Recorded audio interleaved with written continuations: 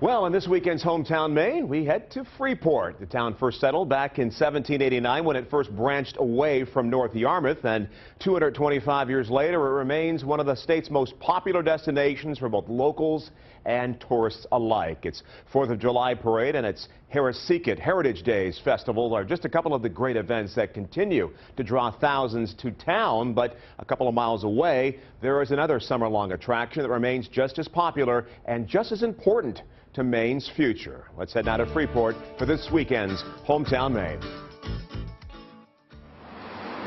Freeport has one of the most identifiable downtowns in all of Maine. From its numerous outlet stores to the legendary LL Bean Boot, everyone recognizes this part of Freeport. And just minutes away from what we all know as downtown Freeport is all this. Maine's beautiful coastline, 600 acres of farmland, a place where they dedicate Maine's agriculture not only for today, but for the future as well. This is Wolf's Neck Farm. It is a saltwater farm which has the rare combination of emerald green pastures, hundreds of acres of forest, marsh, and of course the beautiful coastline of Casco Bay. Well, I think what's the most special thing about Wolf's Neck Farm is that it's relatively unchanged for a century or more. And to have all of this space here right along the coast in an area of Maine that's heavily populated. If there is ever a place to educate and promote Maine's rich agriculture, this may be it. The land was purchased by Ellen and Lawrence Smith in 1947, and a few years later soon began their natural farming operation with only a handful of cows.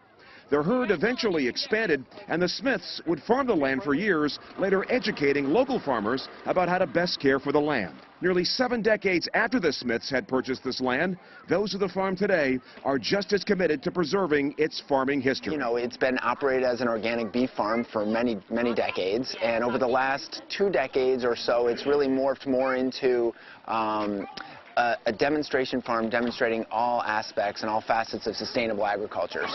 The farm has been running as a nonprofit since 1994. Those with the farm say a lot of what they do is aimed toward kids, getting them interested, educated, and involved with farming here in Maine at a very young age.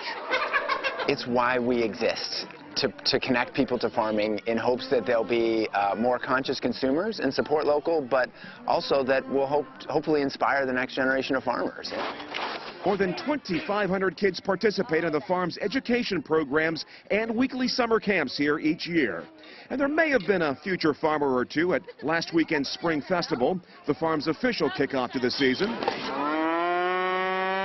I think it's really important because I think you should always start local with your produce and farming, whatever. It's better to get things in the area. Yeah, I'd like to work with animals.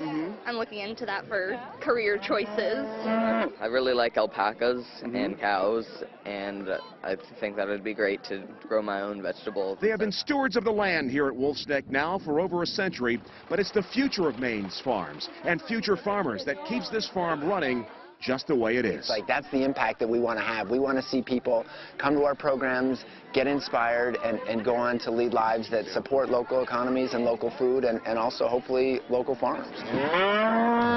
Such a great place and so beautiful, just beautiful. Acres and acres of farmland along the coastline. What a great combination that is. If there is something about your hometown that makes it unique, a person, place, or thing, we of course want to hear from you. So email us at hometownme@wmtw.com, and maybe we will feature your hometown in a future Hometown Maine here on News 8.